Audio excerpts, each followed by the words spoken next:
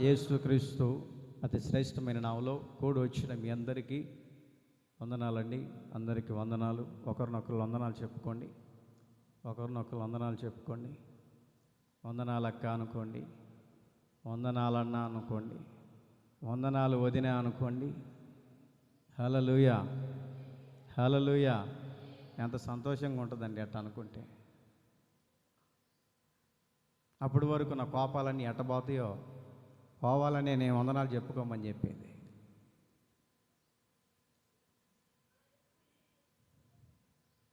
అందరు సంఘంగా బయట ఎన్ని గొడవలున్నా,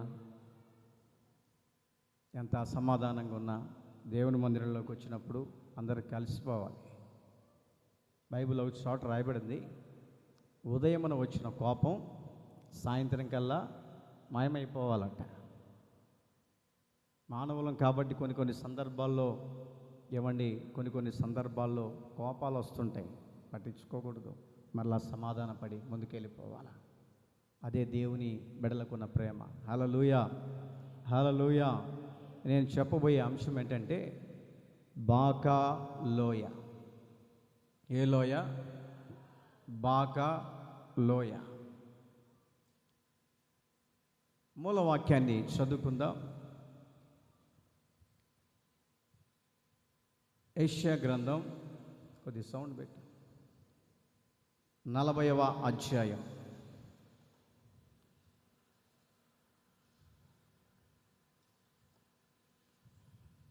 మైక్ తీసుకుంటాను. 4వ వాక్యాన్ని చదువుకుందాం. షార్ప్ పెట్టు. ప్రతి లోయను ఎత్తు చేయవలెను, ప్రతి పర్వతమును ప్రతి కొండను అణచవలెను. వంకరివి చక్కగాను గరుకైనవి సమముగాను ఉండవలెను. అమ్మింగ్ వస్తుంది చాలండి. క్రీస్తునందు ప్రియ దేవుని బిడ్డలారా, తలలెత్తి నాకెళ్ళి చూడండి.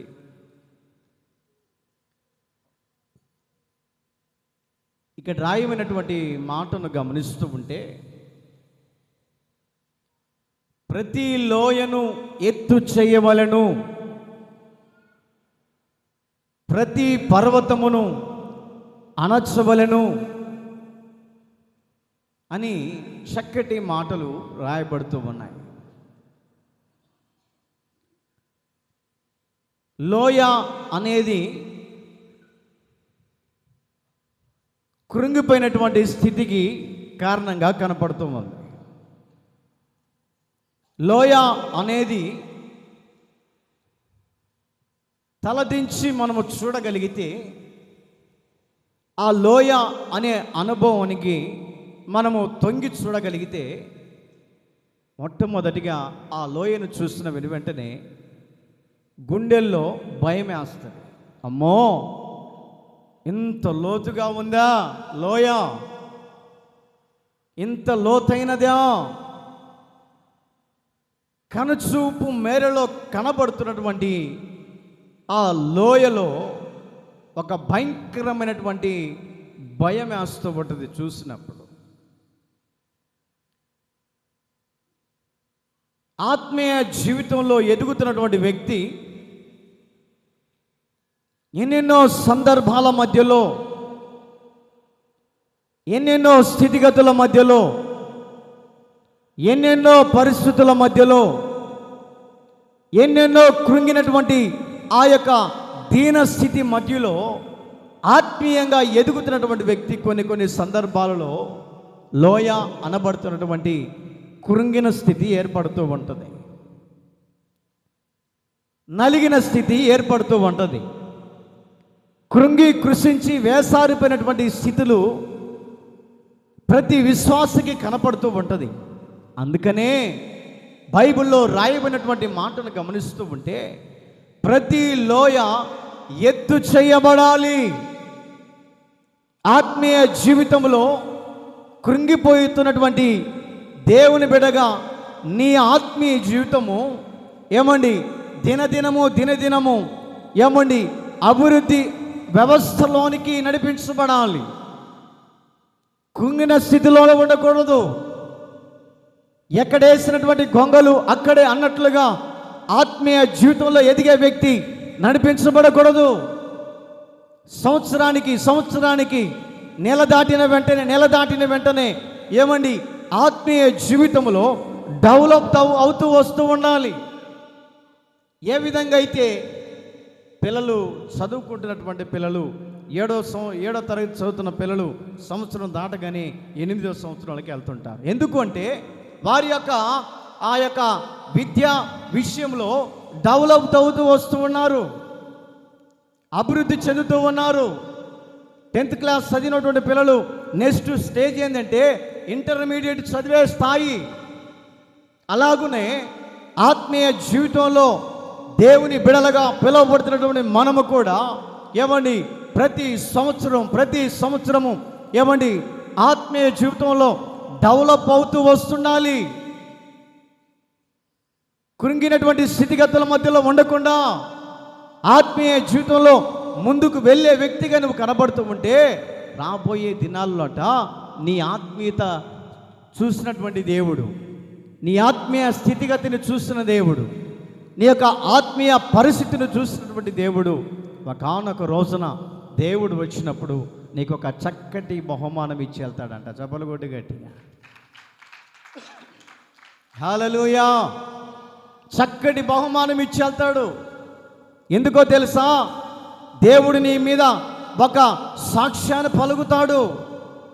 ఈ యొక్క ఆత్మీయ విశ్వాసగా పిలువబడుతున్నటువంటి వ్యక్తి దినదినము సంవత్సరాలు తరబడి భక్తి చేస్తున్నటువంటి ఈ బిడ్డ జీవితంలో దినదినము భక్తిని పెంపొందిగా చేసుకుంటుందని, అభివృద్ధి చేసుకుంటుందని ఒకానొక రోజున దేవుడు మనకు ఒక బహుమానం ఇస్తాడు.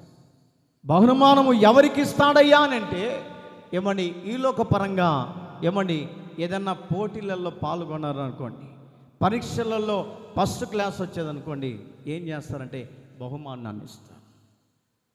అలాగునే ఆత్మీయ జీవితంలో ఎదిగే వ్యక్తి కూడా దేవుడి దగ్గర బహుమానము పొందుకోవాలి అంటే, దేవుడి దగ్గర ఏమండి దేవుడిచ్చే ఆశీర్వాదాలు పొందుకోవాలంటే మన ఆత్మీయ జీవితం అనబడుతున్నటువంటి లోయ అనబడుతున్నటువంటి స్థితిగతులు డెవలప్ అవుతూ రావాలి. ఎందులో అంటే దేవునిలో, దేవుని స్తుతించే విషయంలో, దేవుని ఘనపరిచే విషయంలో, దేవుని వాక్యాన్ని విని ఆ వాక్య ప్రకారం నడిచే విషయంలో, దేవుని వాక్యం ఏమి చెప్తుంది ఆ వాక్య ప్రకారం నా స్థితిని మార్చుకోవాలని దేవుని వాక్యం ఏమి చెబుతుంది, మారు మనసుకు తగినటువంటి ఫలాలు ఫలించాలని చెబుతున్నప్పుడు ఆ ఫలాలు మన జీవితంలో ఉన్నప్పుడు మన ఆత్మీయ జీవితం అనబడుతున్నటువంటి లోయ ఎత్తు చేయబడుతుంది, అభివృద్ధి చెందబడుతుంది. అప్పుడే దేవుడు మనకొక విలువైనటువంటి కిరీటాన్ని పరలోకంలో నీకు పెడతాడు. హల్లెలూయా, హల్లెలూయా. పరలోకంలో పెడతాడు ఆయన. ఎప్పుడు అని అంటే ఆత్మీయ జీవితంలో అభివృద్ధి చెందుతూ ఉన్నాం. ఒకవేళ లోయల లాంటి కృంగిన జీవితంలో నీవు ఉంటున్నావేమో, లోయల లాంటి స్థితిగతుల మధ్యలో నడిపించబడుతున్నావేమో, నా దేవుడు నిన్ను నీ కుటుంబాన్ని ఆత్మీయ జీవితంలో డెవలప్ చేయునుగాక. హల్లెలూయా, హల్లెలూయా. ఆత్మీయ జీవితంలో డెవలప్ చేస్తాడు. మూలవాక్యంలోనికి వద్దాం. చెప్పే అంశం ఏంటంటే బాకా లోయ, దాని అనుభవం ఏమిటి, దాని సారాంశం ఏమిటి అనేది కొన్ని మాటలుగా మీకు చెప్పి నేను ముగిస్తాను. సమయానికి చదవండి. కీర్తనల గ్రంథం 84వ కీర్తన.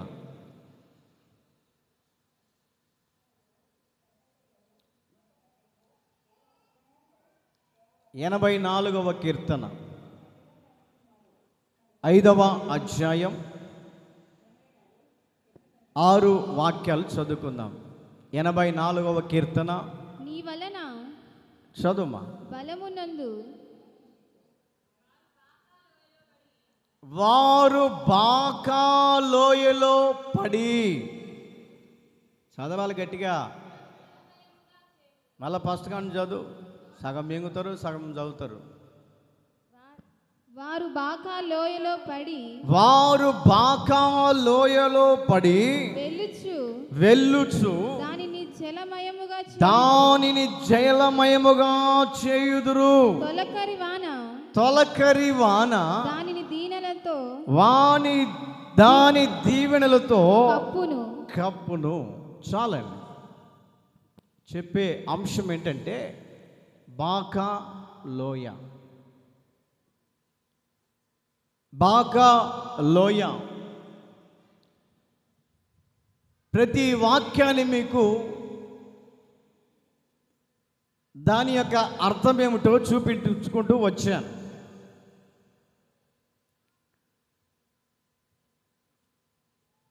ఇక్కడ రాయబడినటువంటి ఈ యొక్క సందర్భ వాక్యాన్ని గమనిస్తూ ఉంటే దానికి ఫుట్నాటు ఏమి లేదండి.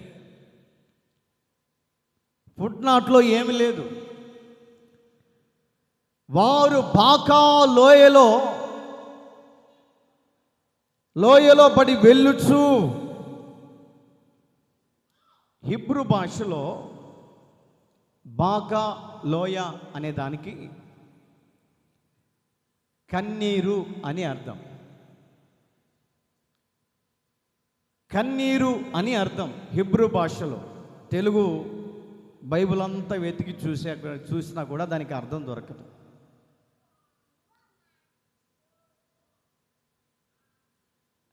ఆ బాకా లోయ అనబడుతున్నటువంటి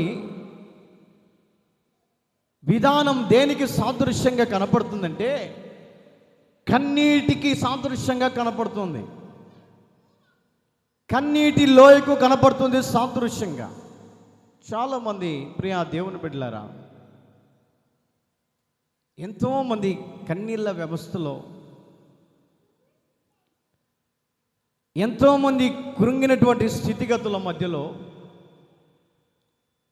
ఎంతోమంది ఆవేదన చెందుతూ, ఎవరికి చెప్పకుండా మా కన్నీళ్లు తుడిచేవారు ఈ భూమిలో లేరు,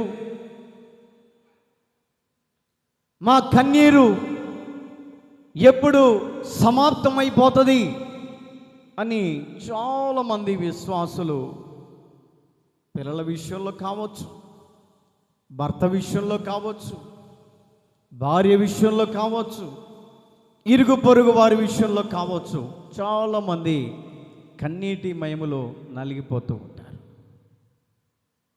ఒకసారి మీకు చెప్పే ఉంటాను, రేపల్లో సాగు చేసేటప్పుడు నాకు ఒక తల్లి బాగా పరిచయం. కట్టికే పేదరాలు. ఒక కుమార్తె ఉందండి. బహుశా ఆ పాప ఇప్పుడు మ్యారేజ్ అయ్యి ఉండవచ్చు. నేను చెప్పేది దాదాపు 15 సంవత్సరాల క్రితం. యజమానుడు చూస్తేమో భయంకరంగా వృక్ష వేసుకుంటాడు, తాగుతూ ఇంటికి రూపాయి తీసుకురాలేని పరిస్థితి. కృంగిన వ్యవస్థలో నలిగిపోతూ ఉంటుంది ఆ తల్లి. చర్చిలో ప్రార్థన జరగడం ఆలస్యం, ఏమండి కార్యక్రమానికి పొరపాటునే మానుకోదు. శనివారం ప్రార్థన జరిగినా కంటిన్యూగా వస్తుంది, ఆదివారం ప్రార్థన జరిగినా కంటిన్యూగా వస్తుంది. ఆ చిన్న పాపను రెడీ చేసుకొని ఏమండి దేవుని మందిరానికి వస్తూ ఉండేది. ఆ తల్లి ఇంటికి మేము వెళ్ళి దర్శించడానికి వెళ్తే, విజిటింగ్ చేయడానికి, మీరు నమ్ముతారో నమ్మరో కాదండి, చిన్న పూరు గుడిసె.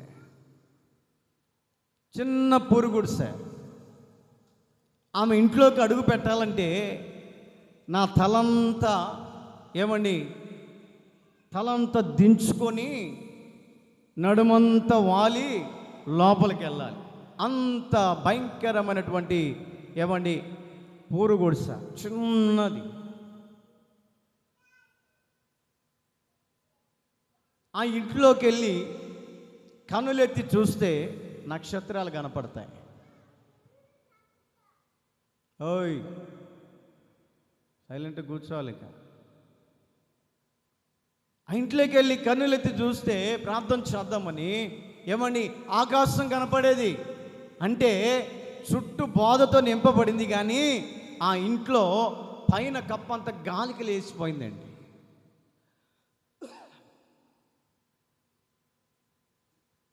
గాలికి లేచిపోయింది. ఆమంటది, అయ్యా ఇన్ని సంవత్సరాల నుంచి అందుకే నాయన మా ఇంట్లోకి పిలవలేదు నిన్ను. నేను రోజు కనపడినప్పుడల్లా, ప్రార్థనకు వచ్చినప్పుడల్లా మీ ఇంటికి ఎప్పుడు తీసుకెళ్తావు, ప్రార్థన ఎప్పుడు చేయించుకుంటావు అనేవాడిని. నేను తీసుకెళ్తలేయా అని చెప్పేసి అనేదే, కానీ ఏమండి ఆ కుటుంబ పరిస్థితిని బట్టి సేవకులను ఏ విధంగా నేను తీసుకొని వెళ్ళాలని కన్నీటి వ్యవస్థలో కన్నీరు కారుస్తున్నటువంటి స్థితిగతుల మధ్యలో యజమానుడు చూస్తే ఏమండి పగలంతా వృక్ష దొక్కుతాడు, వచ్చిన డబ్బుతోటి తాగి తలకు పోసుకొని ఎక్కడ పడితే అక్కడ పడిపోయేవాడు. వీళ్ళు వృక్ష డ్రైవర్లు చెప్తారట, అమ్మా మీ ఆయన అక్కడ పలానా చోట పడిపోయాడు, తెచ్చుకోపో. తల్లి చిన్నపిల్ల ఇద్దరు కలిసి సాయంత్రం అవ్వగానే ఎత్తుకులాడుకుంటూ ఎక్కడున్నాడో, ఏదైనా తొక్కితే చచ్చిపోతే మా పరిస్థితి ఏంటి అని ఆ తల్లి ఎత్తుకులాడుకుంటూ వెళ్ళి తీసుకొని వచ్చి ఇంట్లో కూర్చోబెట్టుకున్నది. ఏమో పనికి వెళ్తేనే ఇంట్లో జరగాలి, ఇతనా ఎట్ట తెచ్చివడు. ఆమె చేసినటువంటి ఆ డబ్బులు కూడా లాక్కొని వెళ్ళిపోయి భయంకరమైనటువంటి స్థితిగతుల మధ్యలో ఆ తల్లి కుటుంబం ఎవరికి చెప్పుకోలేని పరిస్థితుల మధ్యలో నలిగిపోతుందండి. ఎందుకు ఈ మాట చెప్తున్నానంటే, బాకా లోయ అనగా హిబ్రూ భాషలో కన్నీటి లోయ అనే అర్థానికి చెప్తున్నాను ఈ మాట.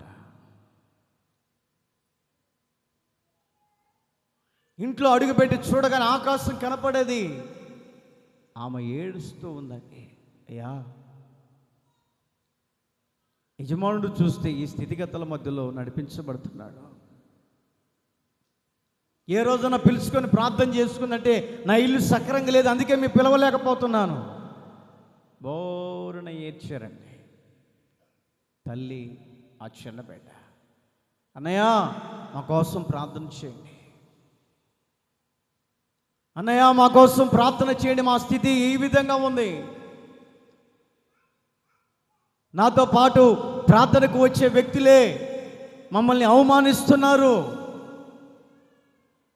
మనతో పాటు మందిరానికి వచ్చే వ్యక్తులే ఏంటి ఇల్లు అట్లాగుంది అని చెప్పేసి మమ్మల్ని అనేకమైనటువంటి మాటలతో నొప్పింప చేస్తున్నారు, తట్టుకోలేకపోతున్నాం. ఆ మాటలతో కృంగతీస్తూ ఉన్నారు, తట్టుకోలేకపోతున్నాం. అంత విషయం తాగి చనిపోదాం అనుకున్నాం అన్నయ్య. ఆ చిన్న బిడ్డ చెప్తూ తల్లి కన్నీళ్ళు ఆగట్లేదు. ఒకటే చెప్పాను నేను, మా నీ పరిస్థితి అంతా దేవునికి నువ్వు చెప్పుకున్నావు కాబట్టి, నీ పరిస్థితి అంతా దేవుని సావుకుడు చెప్పుకున్నావు కాబట్టి దేవుడు నీ పట్ల గొప్ప కార్యం చేస్తాడు. ధైర్యంగా ఉండు, ధైర్యంగా ఉండు. సావుకునిగా నేను చెప్తున్నా, నీ కుటుంబంలో అడుగు పెట్టాను, దేవుని జీవితంలో గొప్ప కార్యం చేస్తాడు, ధైర్యంగా ఉండు. ఆ ప్రియ దేవుని బిడ్డలారా, ఆ ఇంట్లో అడుగు పెట్టిన నేను కన్నీళ్లు కార్చి ఏడ్చి ప్రార్థన చేశానండి. ప్రభువా కన్నీటి లోయలో ఉన్నారు వీరు, కన్నీటి లోయలో ఉన్నారు. ఆ కన్నీటి లోయ అనుభవాలని నువ్వు పూడ్చివేయాలి. ప్రార్థన చేస్తూ ఉంటే దేవుడు నాకు ఈ మాట చూపించాడు. ఏమిటా మాట అంటే, వారు బాకా లోయలో పడి వెలుచు దానిని జలమయముగా చేయును. చుట్టుపక్క వర్షం పడింది అంటే ఆ ఇల్లంతా మునిగిపోతుందండి. ఇల్లంతా మునిగిపోతుంది, డౌన్లో ఉంది ఆ ఇల్లు. అప్పుడు నాకు ఆ మాట గుర్తొచ్చింది, ప్రభా బాకా లోయలో పడి వెలుచు దాని జలమయముగా చేయుదునని చెప్పావే, తొలకరి వాన దానిని దీవెనలతో కప్పురని చెప్పావే. ఈ తొలకరి వాన దీవెనలు ఈ కుటుంబం మీదకి మీరు నడిపించండి అని ప్రార్థన చేశా. హల్లెలూయా, హల్లెలూయా. తొలకరి వాన ఈ కుటుంబం మీద దీవెనలుగా మీరు కుమ్మరించండి. ఈ కుటుంబంలో నీవు ఒక అద్భుతమైన కార్యం జరిగించాలి. కన్నీళ్లు కార్చి ప్రార్థన చేసి వచ్చానండి. ప్రార్థన చేసి వచ్చిన 2వ వారం కల్లా గవర్నమెంట్ వాళ్ళు వచ్చారట. గవర్నమెంట్ వాళ్ళు వచ్చి గవర్నమెంట్ ఒక ఆర్డర్ ఇచ్చిందంట. ఎన్ని పూరి గుడిసెలు అయితే ఉన్నాయో వాటన్నిటిని తీసేసి మంచిగా గృహం కట్టేసి తాళాలు వాళ్ళ చేతికి ఇవ్వండి అని ఆర్డర్ వచ్చిందంట. హల్లెలూయా, హల్లెలూయా.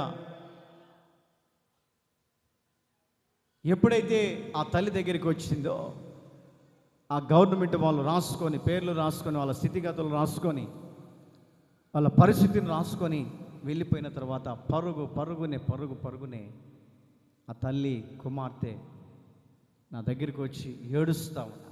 ఏమైంది? ఒక పక్క కన్నీళ్ళు, ఒక పక్క సంతోషం.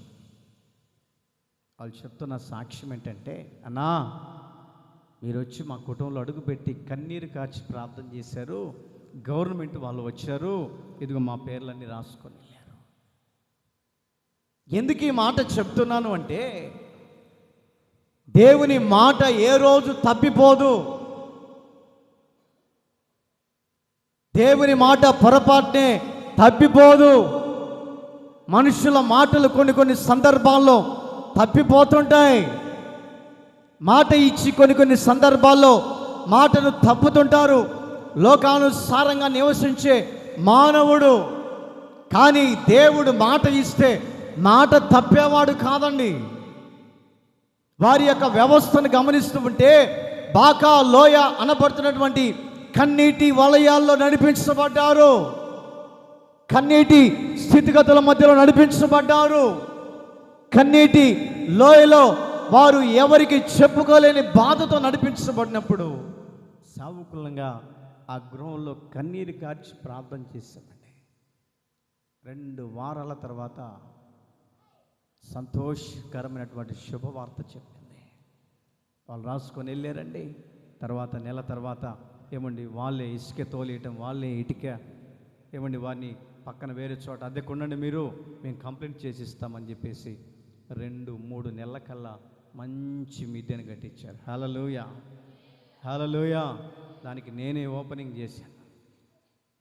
ఆ రోజు మైక్ ఇచ్చాను, సాక్ష్యం చెప్పు. భయం అవుతుందయ్యా అని. చెప్పు, ఏం కాదు, దేవుడు నేను గణపరిచాడు, చెప్పు సాక్ష్యం.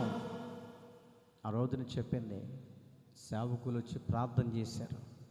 మా కన్నీటిని దేవుడు నాట్యంగా మార్చి ఇంతగా మమ్మల్ని ఆశీర్వదించడానికి గల కారణం సేవకుడి ప్రార్థన. హల్లెలూయా. ఎందుకో తెలుసా? వారు బాకాలోయలో పడి వెలుచు ఉన్నప్పుడు దానిని జలమయముగా చేయుదురు, తొలకరి వాన దానిని దీవెనలతో కప్పుతుంది. తొలకరి వాన దీవెనలతో కప్పుతూ ఉంది. కన్నీటి స్థితిగతుల మధ్యలో ఉన్నటువంటి ఎవరినైనా కూడా తొలకరి వాన అనేది ఒక రోజున వస్తుంది. ఆ వాన వచ్చినప్పుడు ఆ యొక్క వాన ద్వారా నీకొక దీవెన, నీలో ఉన్నటువంటి దుఃఖమంతా కొట్టివేసే తర్వాత దేవుడు ఒక దీవెన, నీలో ఉన్నటువంటి పాపాన్ని కొట్టివేసి నీకొక దీవెన, నీలో ఉన్నటువంటి ఏమండి దేవునికి అసభ్యమైనటువంటి విధానాలు ఉన్నాయే వాటిని కొట్టివేసి నీ జీవితానికి ఒక దీవెనకరమైనటువంటి మలుపును చేయగలడు. కారణం ఏంటంటే కన్నీటి ప్రార్థన. కన్నీటి ప్రార్థనను బట్టి దేవుడు నీ జీవితంలో కార్యములు చేస్తాడండి. దేనికి మనము కన్నీళ్లు విడవాలి? మొట్టమొదటిగా చెప్తాను,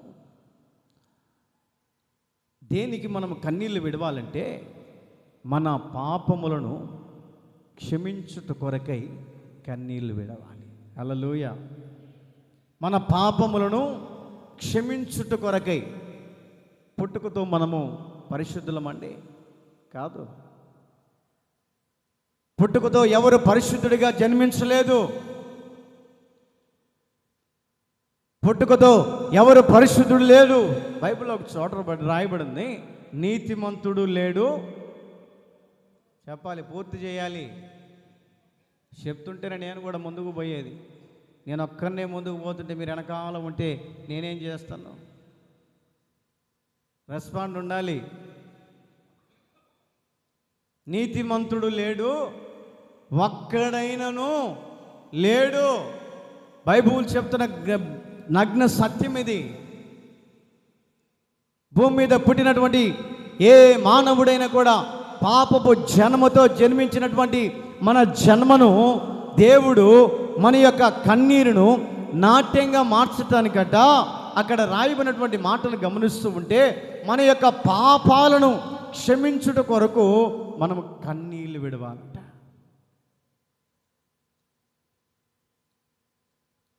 ఎంతటి శాస్త్రవేత్త అయినా, విద్యావంతుడైనా, ఏమండి ఎంత డిగ్రీలు చదివినా, ఎంత విద్యావంతులైనప్పటికీ కూడా ఏ మానవుడైనా కూడా పాప జీవితంలో నుంచి వచ్చిన వాడే. ఎప్పుడైతే దేవుని మాట వినకుండా ఆజ్ఞ అతిక్రమించటం వలన మానవుని జీవితంలో పాపం ఏర్పడింది. పాపపు జన్మతో ప్రారంభించబడినటువంటి మన వ్యక్తిగత జీవితం కన్నీళ్లమయమే. ఏ కుటుంబాల్లో చూసినా కన్నీళ్లమయమే. ఏ కుటుంబాల్లో చూసినా కన్నీరు. ఏ కుటుంబంలో చూసినా ఏదో ఒక సమస్య. ఏ కుటుంబంలో చూసినా ఏదో ఒక బాధ.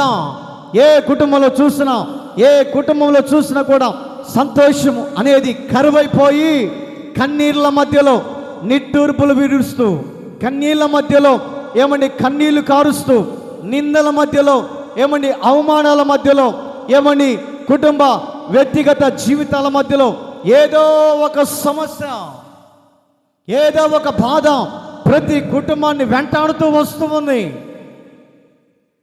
ఈ రోజున బాధ లేని వాళ్ళు ఎవరన్నా ఉన్నారండి? చెప్పండి. నాకే బాధ లేదయ్యా, అన్నీ నాకు సక్రంగా ఉన్నాయని ఎవరన్నా గుండె మీద చేయి చెప్పగలరా? చెప్పలేం. నేనైనా చెప్పలేను. ఒక్కొక్కరు లేచి నీ బాధ ఏందో చెప్పంటే కుటుంబ స్థితిగతులను బట్టి కన్నీళ్ళు కార్చే వాళ్ళు ఉన్నారు. కుటుంబ స్థితిగతులను బట్టి ఏమండి కుటుంబ యజమానుడు మార్చబడకనో కన్నీళ్ళు విడుస్తుంటారు. పెద్ద అయినటువంటి పిల్లలు ఏమండి చేతికొచ్చిన పిల్లలు తల్లిదండ్రుల మాట వినకను కన్నీళ్లు కారుస్తూ ఉంటారు.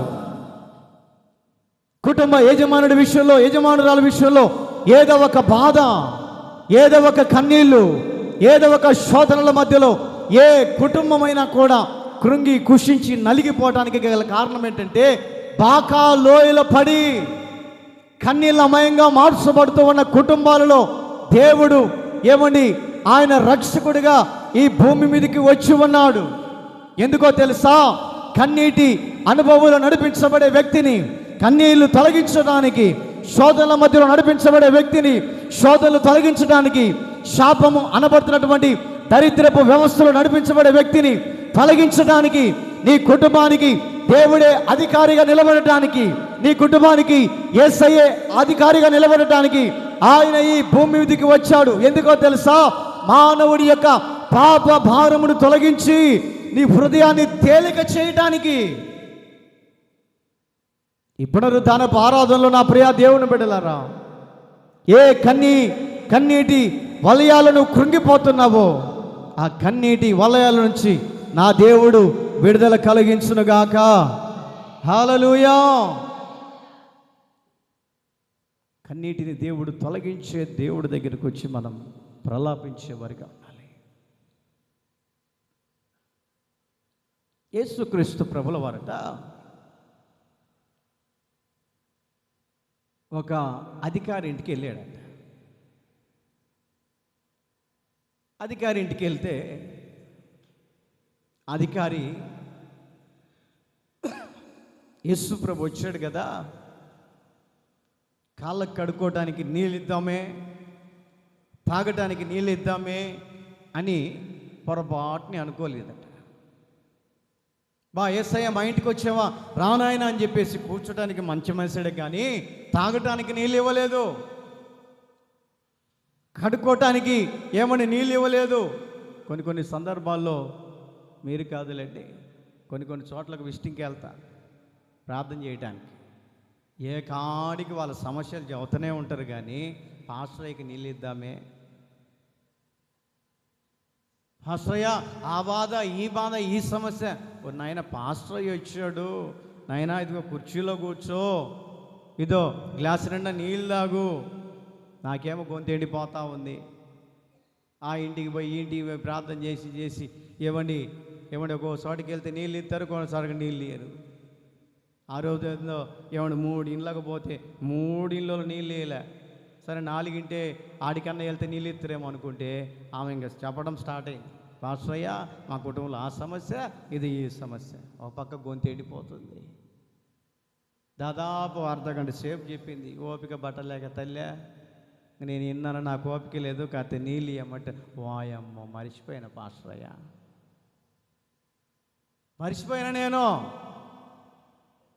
అలాగునే యేసుక్రీస్తు ప్రభుల వారట ఒక ఇంటికి వెళ్ళి, అధికారి దగ్గర ఇంటి దగ్గరికి వెళ్తే ఆ యొక్క వ్యక్తి యేసు ప్రభుకట కాళ్ళు కడుకోవడానికి నీళ్ళు లేదంట, తాగడానికి నీళ్ళు లేదంట.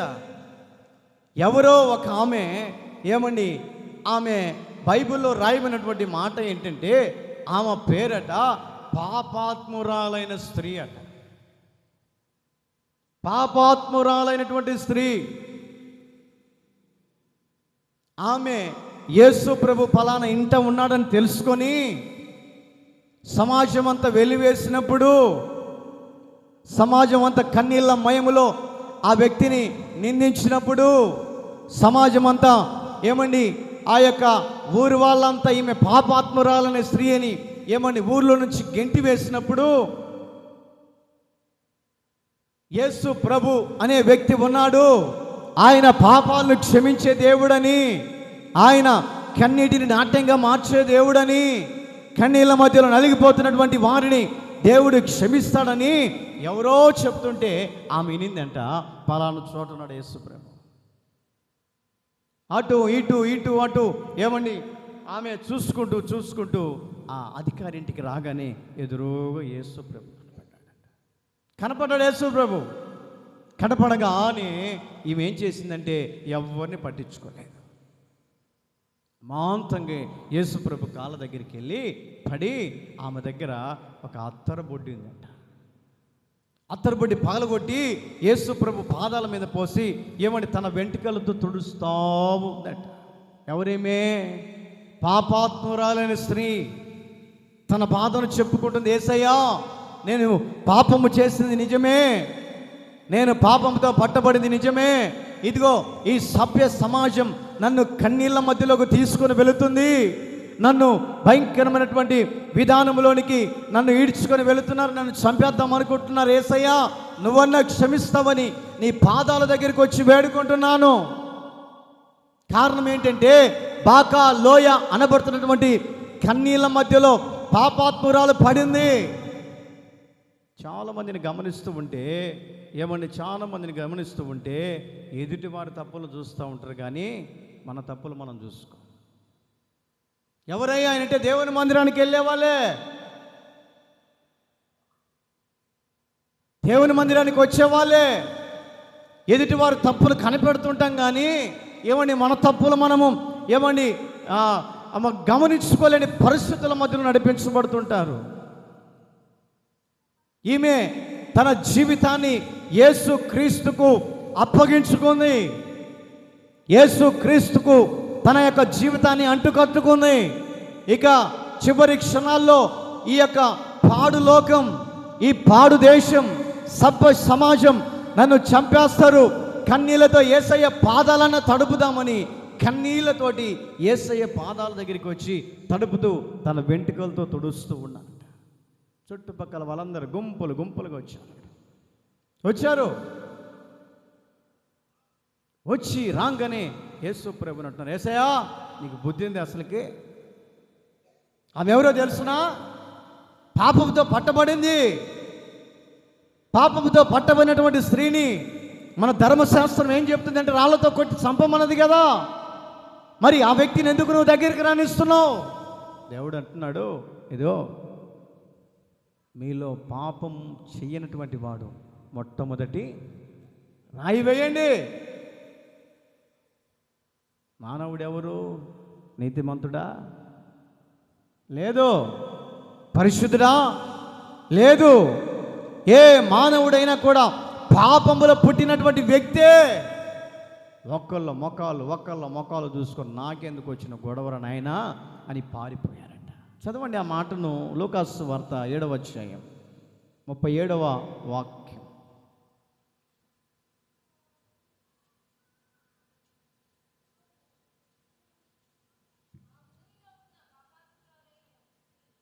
చదువుకుంటాం.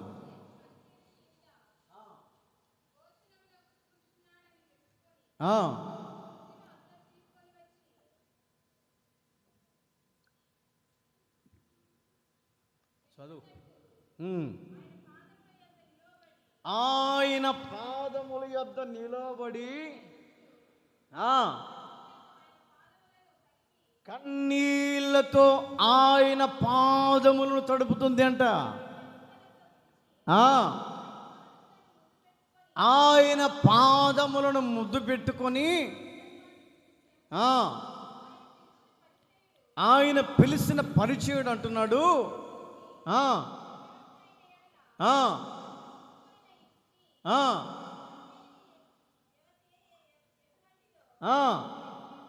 వాళ్ళందరూ ఎత్తిపరుస్తున్నాడండి, ఎత్తి పొడుస్తున్నారు ఆమెని. ఈమె ఎవరు?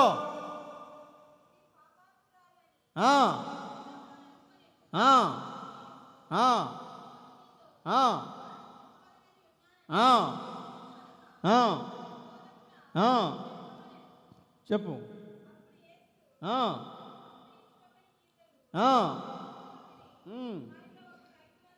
7వ అధ్యాయం 47వ వాక్యం చదవమ్మా. అదంతా ఎందుకు కానీ 47 చదువు. 7:47 లూకాసు వార్త.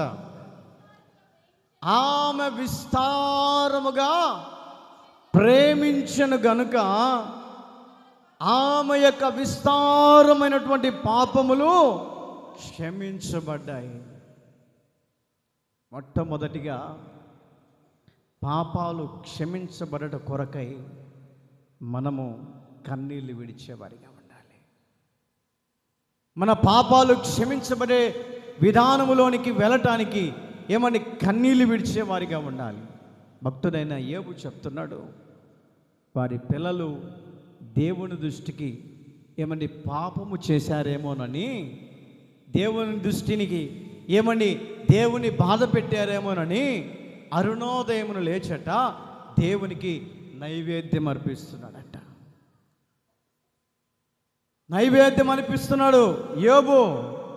అలాగునే ఈమె స్థితిగతిని కూడా మనం చూస్తూ ఉంటే విస్తారమైనటువంటి పాపాలు క్షమించబడటానికి గల కారణం ఏంటంటే యేసయ్యనట విస్తారంగా ప్రేమించింది. విస్తారంగా ప్రేమించింది. ఈరోజున నా ప్రియ దేవుని బిడ్డలారా, దేవుడు మనల్ని ప్రేమించబట్టి, దేవుడు మనల్ని దగ్గరికి తీయబట్టి ఈరోజున దేవుని మందిరములోనికి వచ్చి ఆయన నామాన్ని మనం స్తుతిస్తూ ఉన్నాం. అందుకనే ఈ పాపాత్మురాలైనటువంటి స్త్రీ ఏమండి పాపాలు క్షమించబడడానికి గల కారణం ఏంటంటే తన పాపమును బట్టి యేసయ్య దగ్గరికి వచ్చి ఆయన పాదాలు పట్టుకొనేట ఏడుస్తూ ఉందట. ఈరోజున నా ప్రియ దేవుని బిడ్డలారా, మనకు తెలిసి తెలియనటువంటి పాపాలు ఒకవేళ మన యొక్క కుటుంబాలను వెంటాడుతున్నాయేమో, మన పితరులు చేసినటువంటి తప్పిదాలు మనల్ని వెంటాడుతున్నాయేమో, అవే మనకు శాపంగా మారుతున్నాయేమో, అవే మనకు దరిద్రంగా మార్చబడుతున్నాయేమో, మన కుటుంబము డెవలప్ కాని స్థితిగతుల మధ్యలో పితరులు చేసినటువంటి ఆ తప్పిదాలను బట్టి మన కుటుంబంలో ఏమండి ప్రశాంతత లేక, మన కుటుంబంలో ఆరోగ్యము లేక, మన కుటుంబంలో సంతోషము లేని స్థితిగతుల మధ్యలో మనం నడిపించబడుతున్నామేమో. నీవు నీ కుటుంబంలో ఉన్నటువంటి ఆ తరతరాలు వస్తున్నటువంటి పాపాన్ని, శాపాన్ని కొట్టివేయాలంటే ఏం చేయాలో తెలుసా? విస్తారముగా దేవుని ప్రేమించేవారిగా ఉండాలి.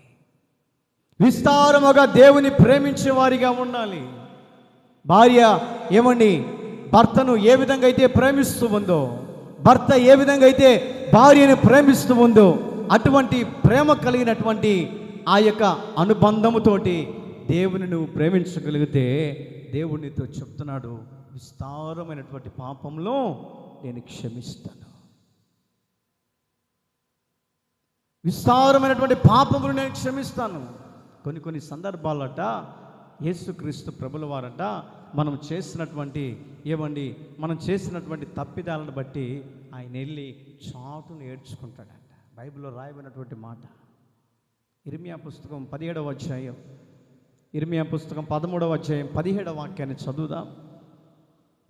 ఇర్మియా పుస్తకం 13-17వ వాక్యం. మీ గర్వమును బట్టి నేను చాటున ఏడ్చుకొందును. ఎవరి కోసమో తెలుసా?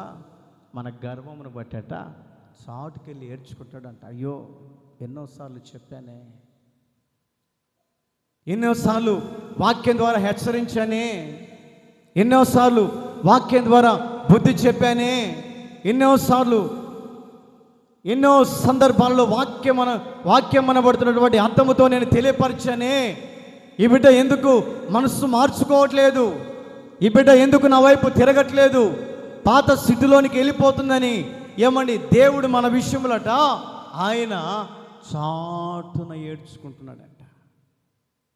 ఏమిట మధ్యాహ్న వేళలో ఈ పునరుద్ధానపు ఆరాధనలో దేవుని విషయంలో ఒకవేళ మనం బాధిస్తున్నామేమో, దేవుని మనం బాధ పెడుతున్నామేమో, దేవుని మనము దుఃఖించే విషయంలోనికి తీసుకుని వెళ్తున్నామేమో, దేవుడినితో చెప్తూ ఉన్నాడు, విస్తారముగా నన్ను ప్రేమించగలిగితే నీ పాప భారమును కొట్టివేస్తాను.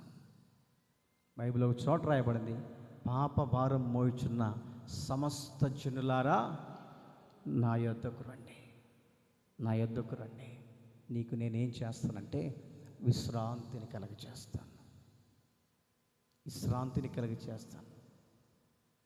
లోకం ఆ స్త్రీని వెలివేసింది, లోకం పాపాత్మురాళ్ళగా చూసింది, లోకం కన్నీటి మధ్యలో నడిపించింది ఆ స్త్రీని, లోకం నిందల మధ్యలో నడిపించింది, లోకం ఆ స్త్రీని వెలివేసినప్పటికీ కూడా యేసుక్రీస్తు ఏ పాపము చేయని యేసయ్య, ఏ పాపము చేయని యేసయ్య,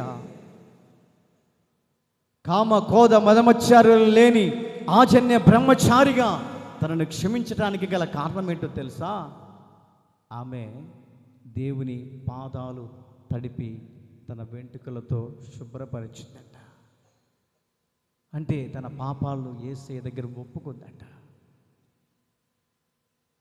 తన పాపాలు యేసయ్య దగ్గర కన్యలతో తడిపిందట, ఒప్పుకుందంట దేవుని దగ్గర. ఈ రోజున ఈ మిట్ట మధ్యాహ్న వేళలో మనం చేసిన తప్పిదాలు కప్పుకొనక ఒప్పుకున్నట్లయితే విస్తారమైన దీవెనలు నీకు నీ కుటుంబానికి నా దేవుడు కలిగించునుగాక. దేవుడి ఈ మాటలు మీ వినికిడిలో ఆశీర్వాదకరంగా మార్చునుగాక. తలలు వంచండి, కళ్ళు మూయండి, చిన్న ప్రార్థన చేసుకొని ఆ తదుపరి కానుకలు పట్టుకుందాం.